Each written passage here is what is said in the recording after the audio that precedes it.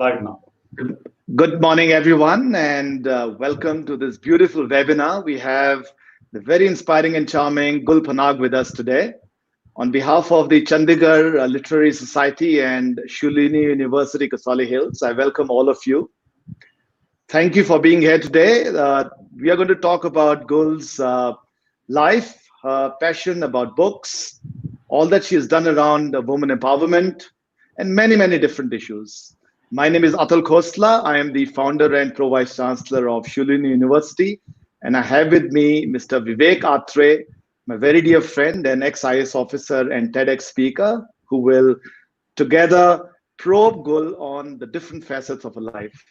Before we go ahead with Gul, I'm going to request Vivek to formally introduce Gul, and we'll then get into the discussion. Vivek, over to you. Thank you, Professor Atul Khosla. Always a pleasure to tie with Shulini, and Chandigarh Literary Society today is the host. Gul Panag, welcome, and it's a pleasure to see you. Thank you very much, Vivek. Very kind of you to have me on this chat. In fact, we all in Chandigarh know you so well, and Panchkula, Chandigarh, Mohali, but the whole region, I guess, looks forward to hearing you more often. Chandigarh Literary Society has been lucky to have had you on our stage at Literati, I think, a couple of times. Yes. And I remember being a part of a panel with you, which was called actually Virtually Yours. And at that time, the funny thing was that we were actually on the stage talking about Virtually Yours. And today we are really virtual and we are not on the stage at all. So times have evolved and we were perhaps ahead of time at that time. But I must mention how multi-dimensional a personality Gul is. What I really admire is the pizzazz and energy and the joie de verb and the kind of enthusiasm with which it does everything. And not only does everything, but does it so capably. I mean, to be Miss India and then a top actor, and then to be a biker, a fitness enthusiast, a mother of a toddler, and many, many more things which we shall unravel during this conversation. Really a pleasure. And Gul, to kick off proceedings, I'm going to ask you to speak a little bit about this very facet of you, that you are so multi-dimensional and such an all-rounder. How do you pack so many things into one young life, I would say? How have you done it? Vivek, thank you for the kind words. You've really been very generous with your praise, and I really do appreciate that. I think I fundamentally believe all human beings are multifaceted and multi-talented and multi-dimensional, because that's how we were created. In fact, that's what sets us apart from the animal kingdom. Over the course of time, and as we evolve into a society, as division of labor became the norm, we chose to do one of the many things we were actually capable of. And I think that those of us who can must pursue other interests. I'm not saying everyone must. Sometimes one has compulsions that don't allow you to do so. But essentially, we all have it in us to do more than one thing. Right back in the hunter-gatherer phase, we were doing everything that was required single-handedly, individually, and of course, as a group of people. So I think we all are capable, but for efficiency in the work stream, we've sort of chosen specific roles. But I think we all can do everything. So I don't think it's anything unique to me. What it does take is a compartmentalization and a bit of discipline. And that is something we can speak a little bit more about as we go on in this session. I think it takes a lot of discipline, and you're very exceptional, you're very humble. Very few people actually excel at everything that they take up. A lot of people are jacks of all trades and masters of none, as you know. But having also contested a very big election against two formidable opponents, done very well at that time, it was really, really inspiring for so many of the youth and the not so young as well. But I must ask you first off again about, because it is a literary society hosting you, so before we go on to other subjects, you were mentioning your father's book, Gul Panag's book, and also your love for books, and also your writing talent. You've also written many columns and articles, and perhaps you're coming out with a book also. So talk about your literary leanings. Well, I think anybody who can must write. there's always, I think, there's adequate platforms for us to express ourselves, and more so in these times with so many avenues, audiobooks, ebooks. In fact, there are platforms that are only digital, supporting publishing houses as well. So I feel there is a consumption sort of a appetite that isn't quite filled. I mean, there's always going to be people who are going to be looking for certain kind of consumption in terms of reading, and everybody must write. I think it's a skill that all of us have. Some of us chose to pursue it, others don't. With regard to my initial writing typically has been more based on topical affairs, because I think it's important to express your opinion, especially when you have a platform where someone will listen to what you say. And I reserve the right to be an opinion holder in all matters, because I am a part of civil society. I am a tax-paying citizen, and I feel I must have a say in things that I want to speak about, and it's the prerogative of the listener to listen to me or not. So I mean that's what got me writing, and I think my first sort of foray into writing is going to be in the same space, stuff that has influenced me, stuff that I feel strongly about, and stuff that I feel more people should be having conversations on.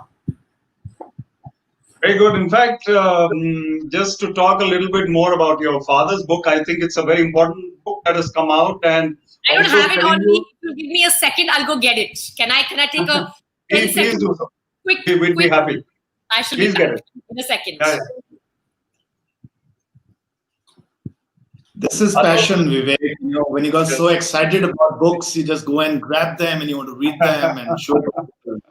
Absolutely. In fact, many army officers are watching our session, as you know, and Gul Panag lives in Panchkula, where I am also at the moment. And he's authored this book. So Gul was talking about it yesterday. So I think it's a good idea to kind of, there it is, the Indian Army. And what's the subtitle, Gul?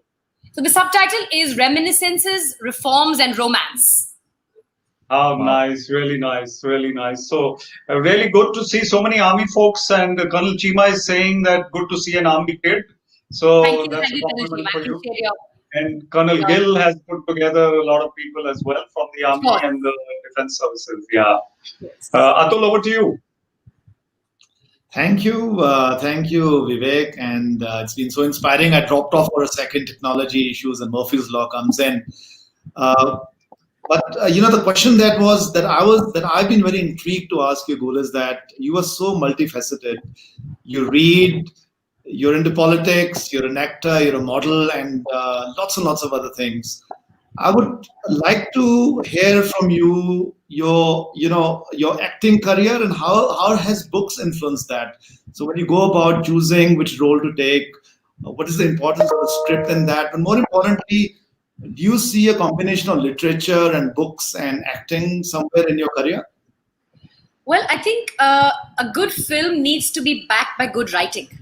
And the ability to identify good writing is linked to your ability to read and be well-read.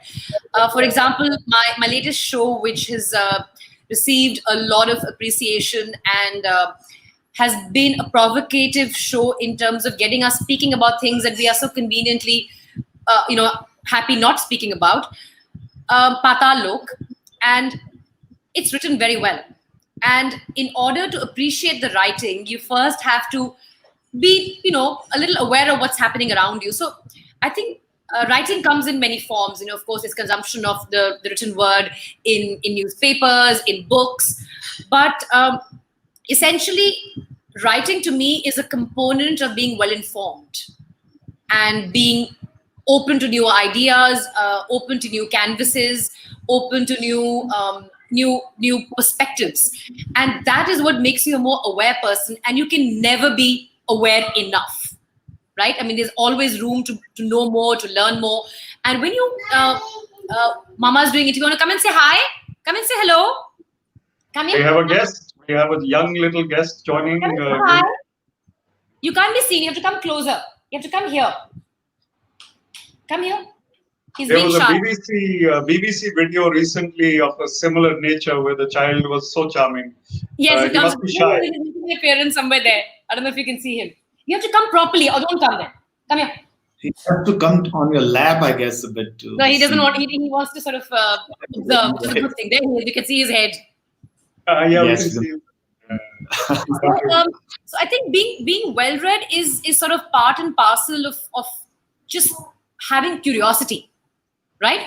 And to identify things that resonate with you. So Patal Lok's writing resonated with me because I saw it explore various facets of our society that are convenient to ignore for most of us, unfortunately.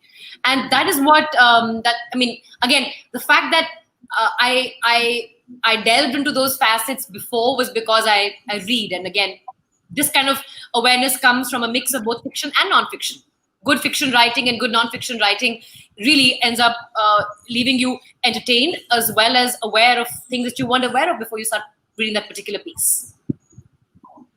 Well, also So true. we are all speakers nowadays, Atul, you and I, and you are an inspirational, motivational speaker on leadership and many corporates. Writing and speaking also go together. But as a youth icon and as a leader, champion of women empowerment, also been so famous and still on social media. So what is your role as you see it in inspiring the society and also spreading the right thoughts and message as a speaker? I think firstly, not just mine, any responsible citizen must always use their sphere of influence to speak up. Now that sphere of influence could be, there he is, say hi. Hello, Nihal. Any responsible citizen must use their sphere of influence to speak up about what they think is right. Now again, of course, right is a sort of very great thing given the fact that your right could not be, yes, I can see them, but can you see them? Now, Mama, why don't you go ride your cycle and ring the bell? So, whatever your sphere of influence, I think all of us must definitely speak about things that are dear to us. And it could be selective. I mean, ultimately, the only people who are required to speak on everything are elected representatives, and sometimes they abdicate on that responsibility. But as regular citizens, we must speak up on things that matter to us or things that we choose to speak up on in our respective spheres of influence. So I feel things that I want to shed light on, sometimes I speak up on those issues. Things that resonate strongly with me, I like to speak on those.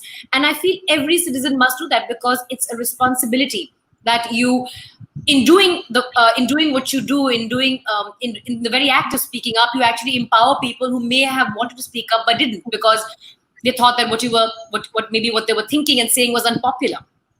But regardless of whether what you speak is considered right or wrong, the important thing is the diversification of the discourse in society must happen.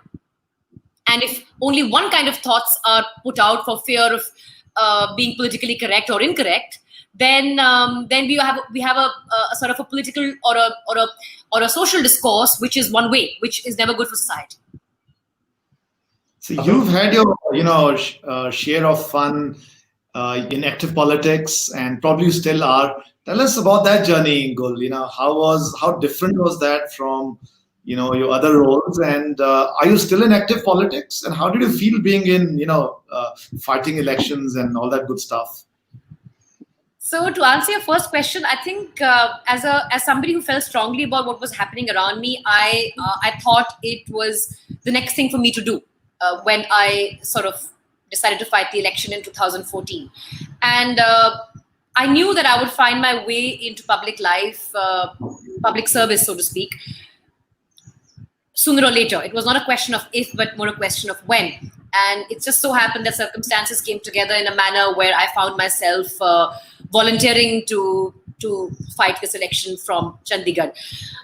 That experience was actually very unique because I don't think that's an experience I'm likely to have again. That particular experience, because to fight on a ticket of a startup is absolutely unique.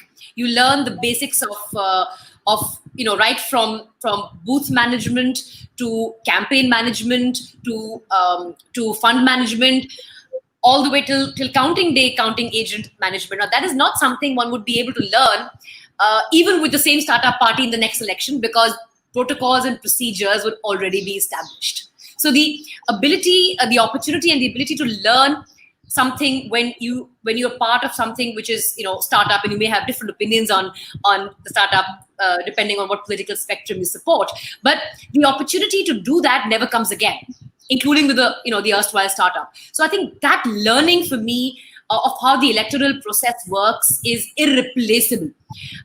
For sure. If I were to have, if I were to have fought an election, maybe as a candidate for a different party, I would not have had the opportunity to learn all that, because there would be set procedure for everything. So that's one. I chose to sit 2019 out because I have a very young son, and at the time of the election, he was barely a year old. Whether I'm part of politics, I think electoral politics is one part of the larger spectrum of politics. Politics is about constant engagement of as people. I mean, as we study in political science, is pressure groups, is public opinion, is public pressure, public demand of accountability. So politics is a very vast sort of a spectrum, and electoral politics is a very, very small part of it. So when we say somebody is political, it just means they fought an election. What happens after that or before that? So I think, yes, to answer your question, I'm definitely very politically engaged and extremely politically active. But because I haven't sort of fought the 2019 election, one could say that I'm not politically active, but that's a very small part of political activity, the electoral part of it. So well said. I'm such a big fan of yours, Gul, especially, you were so stunning in Patalok and all the other, different roles that you've done. And, there are lots of young ladies on this session today, and I think you would be a role model for all of them. Any thoughts for young girls, how they should conduct themselves, how they should run their lives? So, Atul, not just for young girls, but for young men, for everybody, I think it's really important to question. Now, by question, I don't encourage belligerence for the sake of it. But I think the important thing for us is to question the norm, especially the norm that has been imposed on us. The stereotypification that we do from a gender standpoint is something that must be questioned.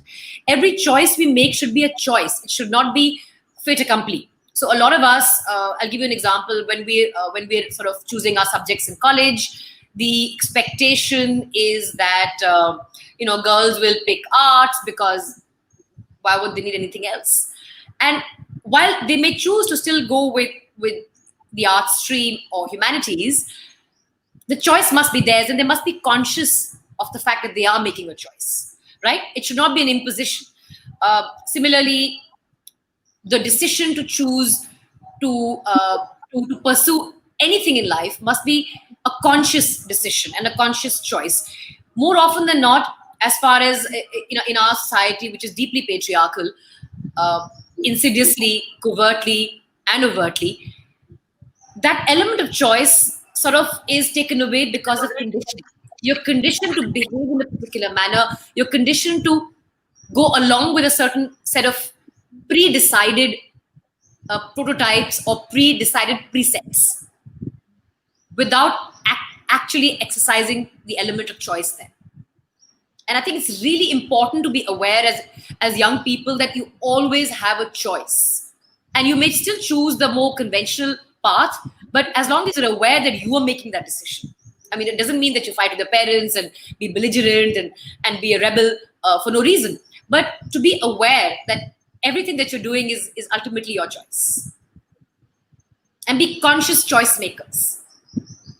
So true. Vivek, I'm sure you've got lots of questions. I'll come back after your questions. Yeah, I've got a couple from army officers' wives who I see in the audience, and I would have asked the same question. So, Gul, there's some Ritu Nag is asking whether and what is your true calling then? I mean, with all these pursuits and things happening, and she also asks as an aside, did being an army brat really help? So I'll take the second one first. Thank you for your question. That's actually a very deep question. I think everything that I am today is because of my upbringing in the armed forces.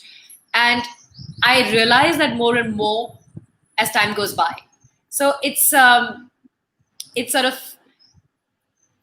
emerges and reveals itself in the decisions I make, the way I live my life, I look at what I perceive to be right and wrong. It could be different from somebody else's right and wrong.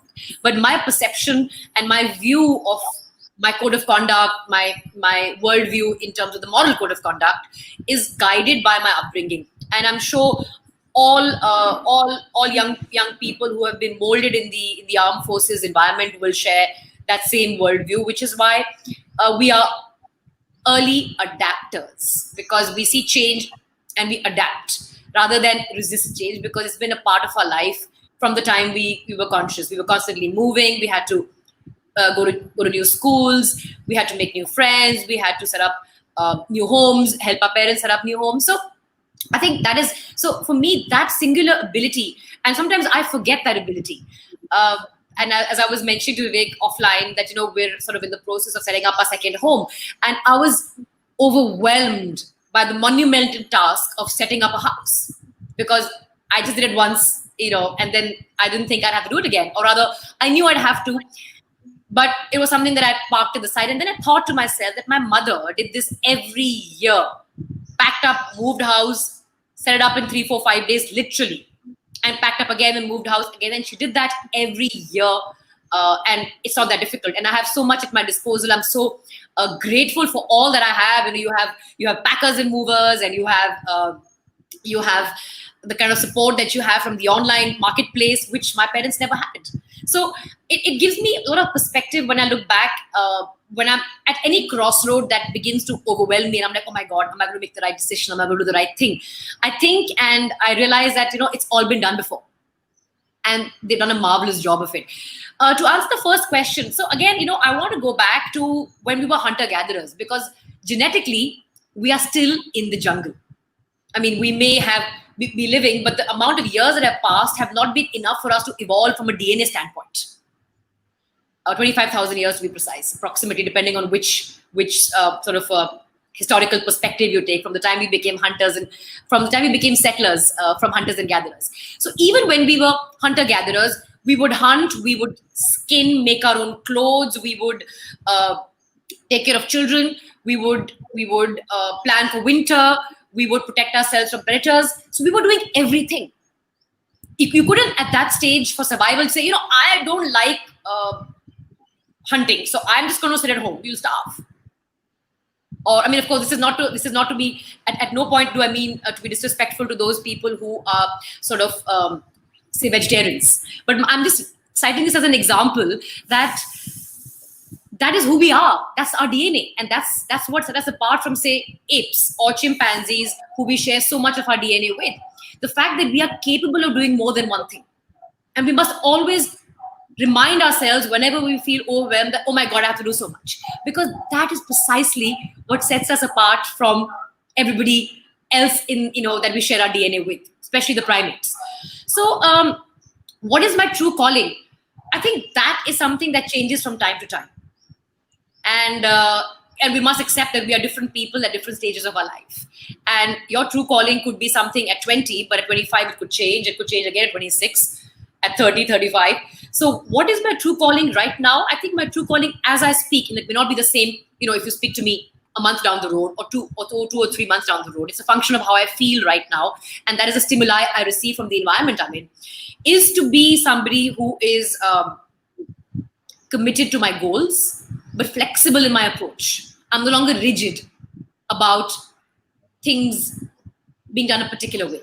So, and it's about being content with where I am in life, but not stopping, striving to learn more, to grow more as an individual. And often, and this is something that I'd like to say to the young folks out there, who are probably half my age, because I'm 40 now, 41, is that the hunger to learn has many benefits, and the least of them is another dimension to your work, which eventually adds to your work. I mean, it really does. The more aware you are as an individual, the more hunger you have to learn and acquire new skills is only going to benefit your work, directly or indirectly.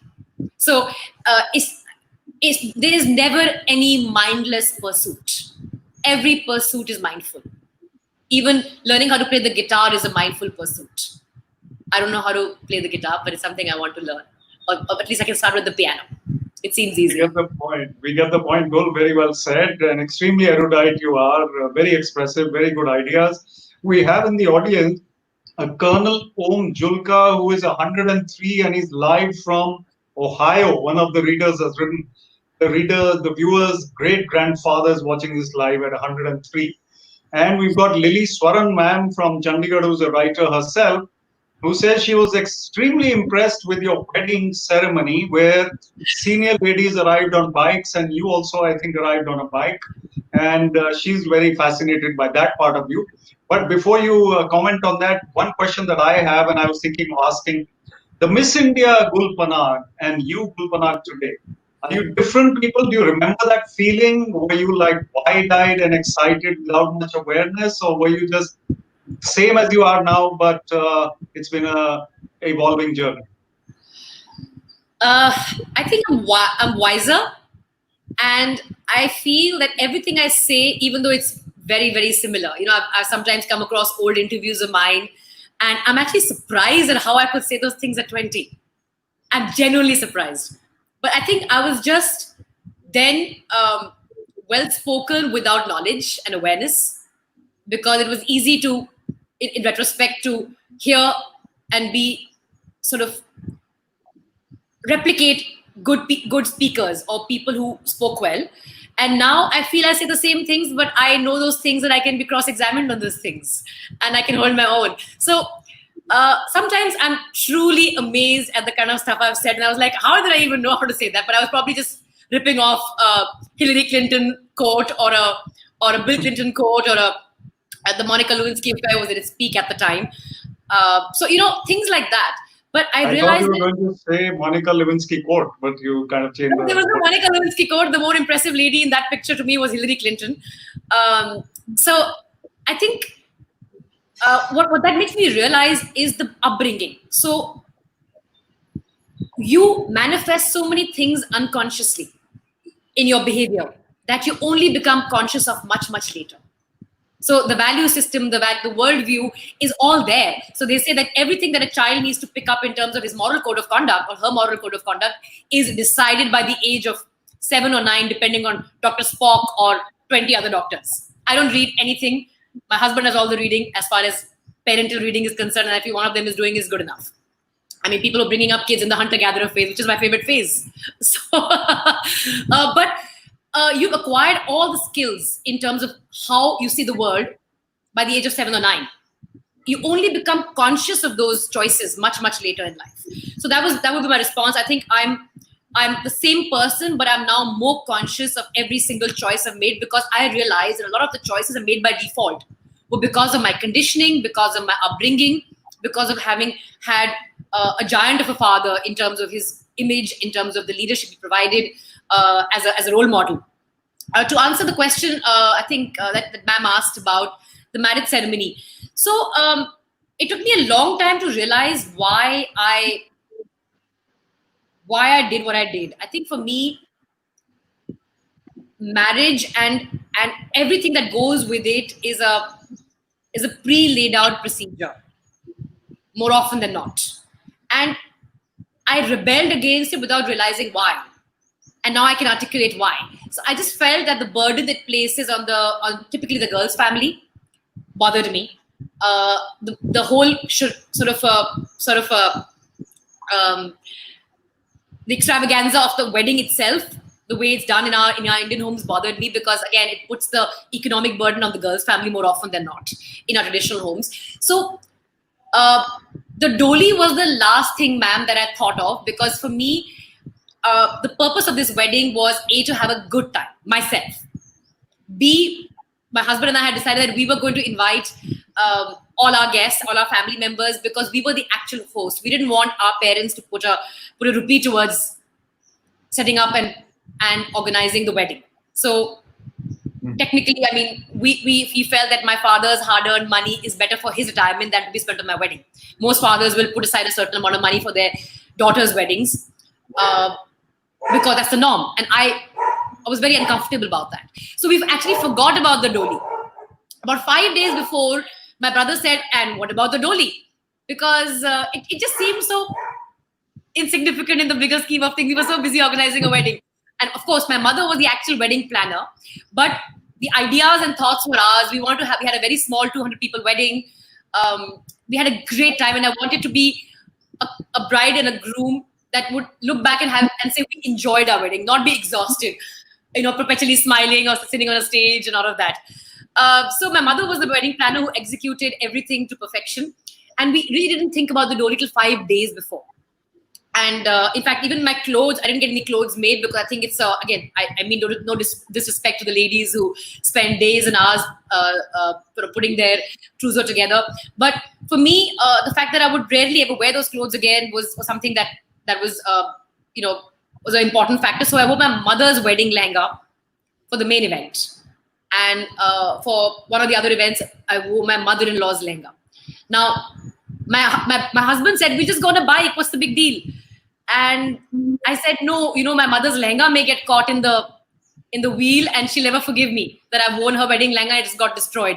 So we were thinking, kya kare? What's the big deal about a doli?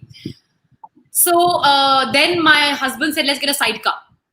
And that's how the doli happened. And then since the whole thing was decided that I would go away symbolically, because I never really went away because I just don't think girls should go away from their parents' home. It's always their home. So the doli was thought to be a sidecar. It was manufactured by a guy who only exports them, because there is a sort of a traffic laws are a bit gray on a sidecar. And he sent it. It came the night before the wedding. My husband and my brother were up all night assembling the sidecar, attaching it to the bike. And then once we decided to do the sidecar, we said, why don't we have lots of bikes? And that's how my aunt and my cousins all joined in, and we had about 25-30 bikes riding with us as we left the Gurdwara. So that was the doli idea. But the thought behind it wasn't very grand. It was just something that came to us because I wanted to protect my mother's lehenga. I'm curious to ask you, which is your favorite bike? Again, that changes from time to time. Currently, I'm sort of dreaming of the Perak, which is this bobber single-seater Java, which I rode recently before the lockdown in a tour of Punjab. There was a Java ride that Java had organized, and I love the Perak. I'm taking delivery of my Java sometime soon. I have a Bonneville T120. So again, two very different bikes, and they both have their appeal. So if I had to pick one, I would probably currently, because we're changing from time to time, Atul. I mean, what I am today, I may not be tomorrow. You ask the same question day after, I may have a different answer. Today, it's the Perak. I so associate myself, with what you're saying, Gul, because that's the way I am also. I pretty much change my dreams if not every 6 months, definitely every year. So I think that's the right way to live. But let's sort of change the topic a little to Bollywood. I think there are lots of Bollywood fans over here. So I have two questions over here. First is your favorite role that you've done so far. Of course, we love doing I thought it was going to be a nepotism. Come on. The second one can be nepotism. No, the second one I'm asking is, do you see yourself as a misfit in Bollywood? Of course, that was a tongue-in-cheek response to your question. My favorite role? Go ahead. It's a tough one. I mean, the expectation would be, say, Dor. And for a long time, I thought Dor was a very, very powerful role I did, an orthoback part. But I also think the smaller parts that I've played have been very, very significant. Sometimes their impact being disproportionate to the actual written parts. And one of them is Patal Lok's Renu. It's a supporting part to Jaideep Alawat. It's a small part, given the protagonist's journey is what the whole series captures. And yet I'm overwhelmed by the response I've received for this. It's a bit, and I realize that a combination of good writing, good technical support, which includes the setup of the house, the set, the costume, really makes your job very, very easy. And of course, I have 20 years of experience behind me. So I have all the raw files in my hard disk to extract, to put together a performance, a competent performance. And I think Renu is a standout part simply for how impactful it's been given the size of the role. So currently, being the operative word, it would be Renu from Patal Lok. I'll tell the audience, I have watched Patal Lok. It's absolutely fantastic, and you were so stunning. In fact, because normally you come in glamorous roles, Gul. It took me a while to say, "Is this Gul?" And That's the point. you did absolutely fantastic job. I don't know whether you've seen it, Vivek, but if you haven't, you should watch Patal Lok. I'm quiet on that. It also has big social, it brings up a lot of social issues. So fantastic job done. At 40, like you said, you're 40, you look so charming and, of course, so beautiful and so fit. What is the mantra behind this, Gul? Fitness is a part of life. I mean, for me, it's about sanity and not vanity. And again, it was something that was inculcated into me by my father, doing it day in, day out. My earliest memory of my father is going for a run every day with the dogs. And he never said, "Gul, you should exercise." I mean, he did to get me started, but it wasn't as though he was a couch potato telling me to do what he wasn't doing. So he taught and led by example. He still does that. He cycles 35, 40 kilometers a day, and constantly sort of chides me if I've put on weight and all of that. But for me today, it is exercise is linked to improving efficiency. Today, at 20, it was to be fit and to fit into to a certain set of clothes. I still wear the same jean size I wore when I was 20 years later. But that's not important. What is important is how it makes me feel. When I exercise, it is a metaphor for a daily struggle. When I start, I don't want to do it because I would rather be sitting and sipping a cup of coffee or a different kind of beverage, depending on the time of day. But I still do it. And by the time I'm done, I feel much better because the endorphins are in my blood, but also because I realize that it is a reiteration of conquering and doing things that are uncomfortable. It's never nothing in life is easy. And your daily exercise is a reminder of that struggle. And if you get through 25, 30 minutes of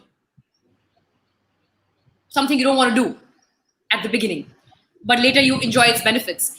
I feel we are it's a daily reminder that you can do it if you persevere. It's a daily reminder. And of course, it makes me more efficient because I'm suddenly, right after I exercise, I'm objective. I'm stress-free. It deals with my stress, and I therefore remain committed to all the things that I want to do, which otherwise overwhelm me if I don't exercise. So it's sanity linked and vanity linked now. And are you doing meditation and into spirituality, Gul, or right now it's fitness? No, it's always. I mean, I've always been spiritual at a sort of a level where I think it's important to be conscious of one's actions and choices, because every choice you make is going to come back to you, karma, as some people call it, sooner or later. But also because I fundamentally believe in manifest destiny. We manifest everything we want in our lives. And if you look back, and the younger people out there who are watching, if you look back and see everything that you've got or done or achieved, which was a standard you set for yourself, was because you believed you would be able to do it. And stuff that didn't work out is because you yourself put hurdles in the path. And you can only look back and realize this in retrospect because you have perspective in retrospect. So using that learning now, I'm very conscious about what I try and manifest. And most of what has worked out for me has been because I've actually manifested it and worked towards it. Such wonderful thoughts. No wonder you've got so many fans, Gul, and there's so many thank yous coming over here on chat. Vivek, lots of questions. Why don't you pick up some of them? Yeah, I have another one of mine, and one of the quotes that I I'm going to really keep love my is, answers shorter. Sorry if I'm making them too long. No, you're perfectly fine. But I have a quote which is that even if you're walking slowly, you're still lapping everyone who's on the couch. So basically, that motivation which you mentioned to get up against your will and do those 25, 30 minutes, which sounds less actually for you, it's probably more than like 60 minutes. I don't know. No. I have to interrupt here, Vivek. I'm sorry. Because you cannot out-exercise a bad diet. This is an argument I have with my father every day. He exercises 65, 70 minutes a day, sometimes 1 hour, even 90. And because of lockdown, because of doing everything that I have to do, I barely manage 25 minutes. But it's about eating right. I'm not saying dieting, putting in your body things you should be putting in. I mean, like you wouldn't put bad fuel in your car, but we are happy to put bad fuel in the body. We are all cognizant of what is good food and what isn't. We know what is good for us, what isn't. And if you treat your body like you would your prized car, you would only put the right amount of things in terms of quantity and quality. So you can't out-exercise a bad diet. The bigger role of being healthy, and not slim, healthy, is eating right. No, I agree with that. It's for me, it's 30 minutes of walk and 30 minutes of exercise. So I don't know if I'm out doing a bad diet. No, you're not doing it right. Okay, but the point is, another question is that you've also mentioned in your profile that you're an adrenaline junkie, and what really inspires you? What gets your adrenaline going, and who is your motivation? Let's say two people. I think definitely my father. He called me 2 minutes. I don't know if he obviously is not watching, but someone will probably tell him if there are enough folks from people he knows. He called me 3 minutes before we went live to ask me about temper glass for his phone. And I'm like, I'm setting up and I'm putting, my computer and everything on. I really need to go. But just tell me, how much should I be paying? Because he doesn't buy these things. Somebody's always buying them for us. My mom, my brother. And that's how he is. He calls my brother when he's in court or me when I'm about to go for a shot. But the thing is, it's really him who's a role model for me as far as the adrenaline junkie part is concerned. Because he has done some exceptionally crazy things, like drive down a mountain in Ladakh because he knew that behind this range was that village and it would connect. Like literally. And of course, the army has some very capable vehicles like the erstwhile Nissan Patrol / Jonga. So I have seen him do things like this, and I've been tossing around, and we went up a track on a hill. Again, when you go up a hill where the base is 12,000 feet, so even if you ascend about 2,500, 3,000 feet, you're going up to 15,000. Just drove up a hill in 4x4 and drove down the other side because he wanted to just calculate that the map that he'd read actually correlated. And he was doing that when he was my age, at about 39, 40 as a battalion commander. So I think that my ultimate role model would be my father for sure in every respect, from an exercise standpoint, from an adrenaline junkie standpoint, from a thrill-seeking standpoint. I mean, he has done some absolutely bizarre things. We go camping every year, and he's able to reverse out of jams with one car already stuck on a one-way road. I mean, he remains right up there for me as a role model in every field. I mean, last but not least, in the manner in which he conducts himself with propriety and integrity. That's very, very important. In fact, I met him twice when I was deputy commissioner, and he was absolutely so inspiring. And Atul, just one thing I want to ask her again. What about a sports icon? I am a sports lover. Who is your favorite sports person of all time? I've been a tennis person, and that remains one of my biggest regrets. Actually, my father's regrets, that I did not go into sport professionally. He felt that I had I had inherited the athletic structure to do something professionally, and he feels that I have let him down somewhere by not pursuing a sport professionally. So for me, it was tennis. I played at a basic level, didn't go beyond like into school and stuff because I lacked the commitment. But my all-time role model from sport has been Steffi Graf for tennis. Most people who are watching would not know who she is, but the young folks. No. Most people who are watching know. Really? We don't have a very enlightened audience here. Atul. There used to be another tennis player, Gabriela Sabatini, right? I think in our days. Steffi Graf was a far superior player. I mean, Sabatini was beautiful and attractive, but the finesse that Steffi Graf brought to the field, chasing balls that other people would just leave. The athlete that she was on court was phenomenal. She was a true champion, and the forehand was unreturnable. Actually, it was so brilliant. And she only used a slice backhand more often than not. But despite, in today's terms, the way the Williams sisters play, it would be probably an Achilles heel. But the athleticism of chasing shots that were far away and probably unreachable for most players at the time. A good thing you left tennis for the others, because you probably bagged bragging rights in everything else. I mean, very few things left out. Atul, you got some questions from the audience. No, I'm going to, Gul made a cheeky remark about nepotism, so I'm going to bring her back into Bollywood. We're all keen to hear on nepotism in Bollywood. Does it really exist? What are your thoughts on that? So let me widen the scope of that question firstly.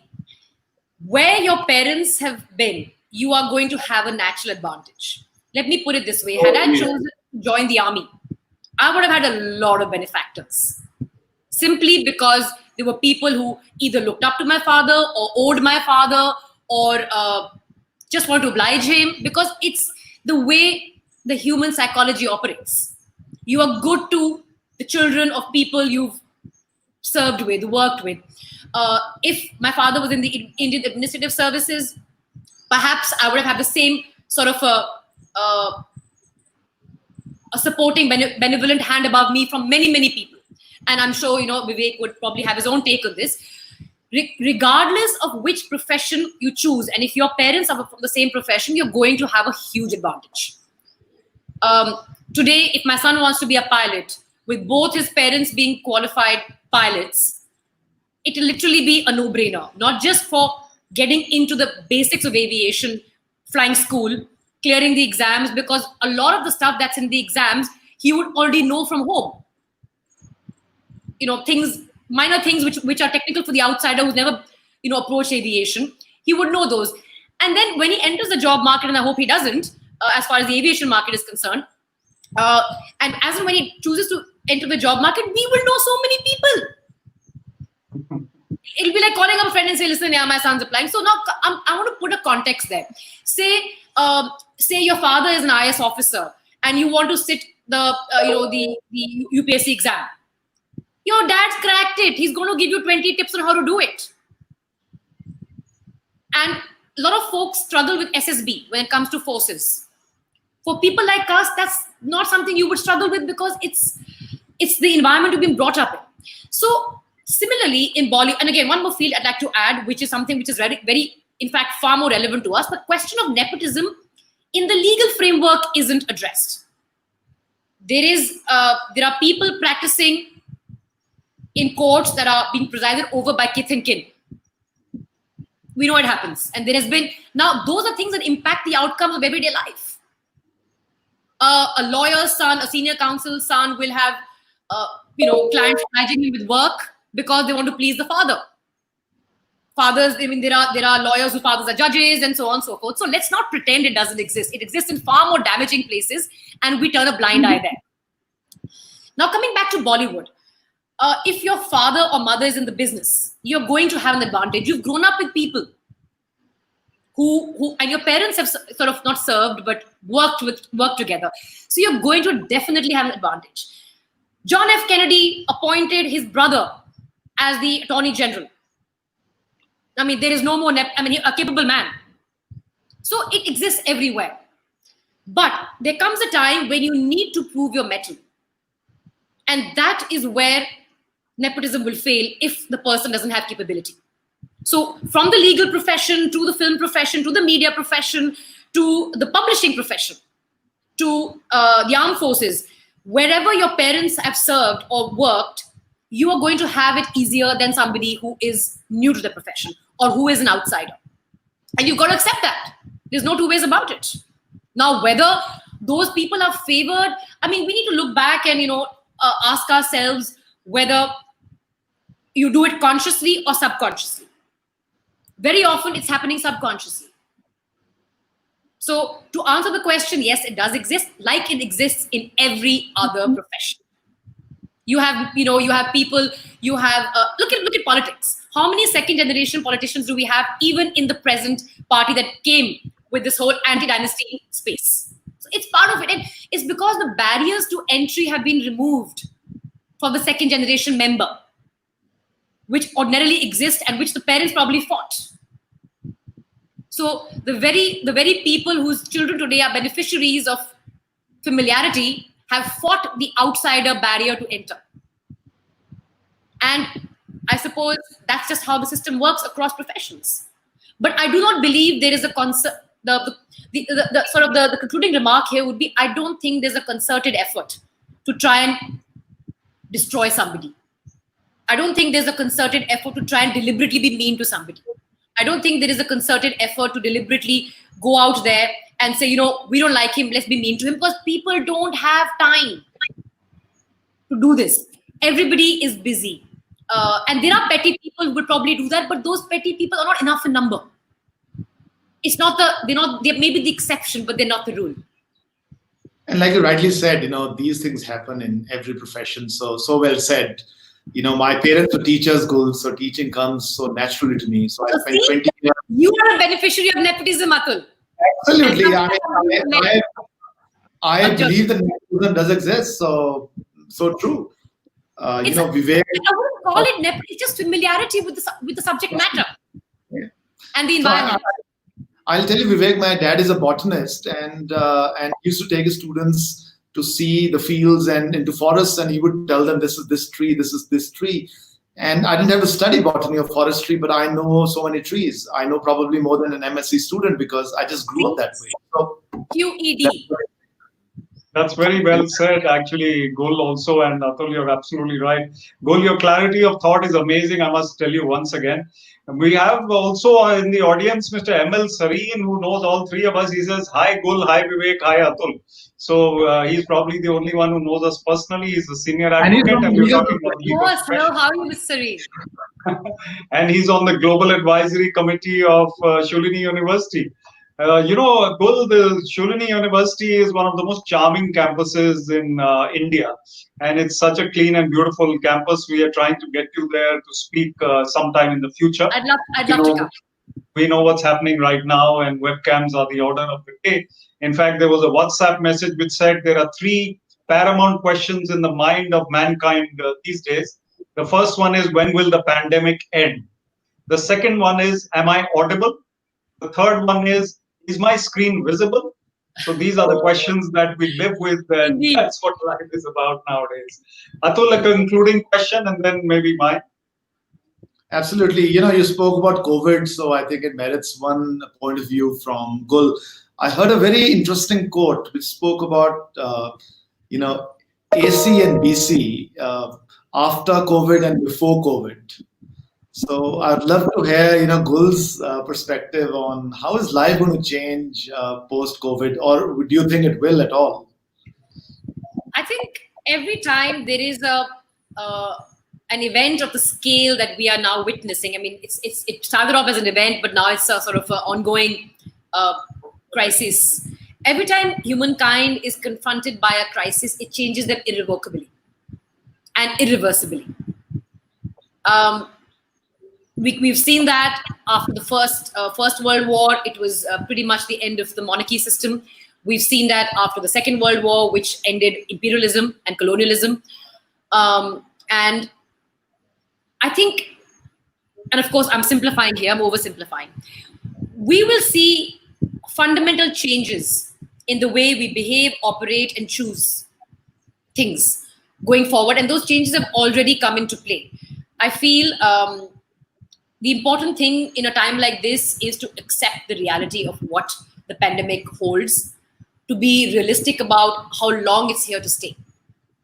I mean, it's not going away in 2 months. We're not going to have a vaccine in 3 months and all be injected and be out at the coffee days of Starbucks of the world. It's not going to happen in the way that we did earlier. I mean, of course, the Starbucks and the coffee shops are open today, but under very interesting circumstances with like these interesting screens and stuff. So it is going to change us. It has already changed us. It's changed our purchasing behavior. We realize that we can manage with the same 5 or 8 shirts recycled every week for a Zoom meeting or for a webinar. We don't need to do all the things that we were earlier doing to complicate our lives, because since we're already doing so much, we are learning to be more efficient at those things that we were earlier doing. So I feel it's going to change us, and I think this pandemic is here to stay, regardless of when the folks at Oxford come out with the vaccine, and if the trial is successful. We are going to be in this sort of environment for the foreseeable future. I mean, I would say between 12 to 14 months at the least. And we need to adapt, and this is a great way of doing that. Having conversations which ordinarily would have perhaps happened on the Shalini campus. Absolutely, and I think there's some students over here, and they come back to me saying, "Sir, learning nahi ho rahi," and I tell them, Vivek, what could be better learning than what's happening now, right? I mean all adapting. This is the adapting for the new world that we're doing. I have a courier. I'm just sorry, I have to take this call because it's outside the. Hello, Haji. Haji, ghanti baja dijiye. It's a part of our current times. It's perfectly illustrative of that. So, it's if you look at it, Amazon and Flipkart have disrupted the world. We just saw that. It was an Amazon courier who said that no one's opening the door. So I said, somebody will. You see the same disruption now happening in education, Gul. It's starting to sort of peep in. You've got, I think, a couple of minutes left, and I've got one last question, if you allow me, Gul. We speak a lot about success. So from your end, if you think about the next 10, 15, 20 years for you, would success mean more power, more money, more fame, or would it be doing high impact work and being known as a nice person? What would success mean for you? I've actually thought a lot about that. I think it would be living on my own terms, continuing to live on my own terms and thriving on living in my own terms. So living on your own terms can, make you a bit of a recluse as well. That's not the direction I'm planning to go in. But I would like to do things on my own terms, be content and be at peace of mind, while continuing to chase the goals that I've set for myself. So yes, to summarize, I would want to be in public life, hold public office in due course. I would continue to want to make an impact and bridge the gap between what is possible through the infrastructure that the government and the establishment can provide, and how we can galvanize private players to come forward, step up, so the gap between what is possible and what is required can be filled. In all sectors, in all spaces, and then be somebody who makes a meaningful contribution to society in every role that I play, as an individual, as a woman, as a mother, as a sister, wife, daughter, friend. And this is an answer I think I'd given Miss India, but it makes a lot more sense now. We now know why you did so well in Miss India. I mean, your answers were perfect there. You are so charming, Gul. And I think before we close today, and Vivek does a formal thank you to you, I always ask one question at the end, which is your final thoughts for the audience, but you only have one sentence to summarize your thoughts. My one sentence would be conscious of every choice you make and its impact on people, yourself and other people. Wow. Vivek. Fantastic conversation. I really enjoyed it. One of the joys of life is a good conversation. And I think that people with conversation skills, which include listening skills, are very, very important. And in fact, to have such verbosity on display, and I think the audience has gone gaga over a lot of it. Lots of praise for you, Gul. I must say two things personally, which I really admire. Of course, that spectrum is so wide and so exciting, from the pilot to the mother to so many things. Really, I can go gaga over that. The second is the quickness of thinking and the clarity. I mean, your brain works so fast, you speak pretty fast, and the way you get points across, it's quite astounding how much you pack into one little brain. I mean, one big brain, perhaps. Really fantastic, and my compliments. Thank you. Thank you for your kind words, Vivek. I've thoroughly enjoyed this conversation. And I look forward to many more such conversations in time to come. Thank you all for taking out time to join us. Chandigarh Literary Society and Shalini. Yeah, Atul, I want to yeah, close with one last thought. I'm going to tease Gul with a few pictures of Shulini. We live in the mountains. We're very close to Kasoli. So I'll request Vivek to send those pictures to you Please do. Please you do. and make it jealous to come over to visit us. I look forward. Uh, Thank you so much. Thank you. Thank you. So with Good that, day. I thank you think very much. Thank you very much. Thank you. Society Thank and Shulini University, we are really thankful. Thank you. Back Have a on great day. track. Thank you. Thank you.